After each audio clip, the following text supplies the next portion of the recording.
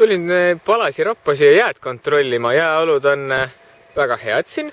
Jääd katab sihukene väikene valge kirme, see võib olla mingi millimeeter või natuke peale igastahes uisutamist siis, ega hästi mõnus on, igaks juhuks võtsin kaasa ka puuri päris, et noh, ikka pilt oleks selge, paks ja jää on siis.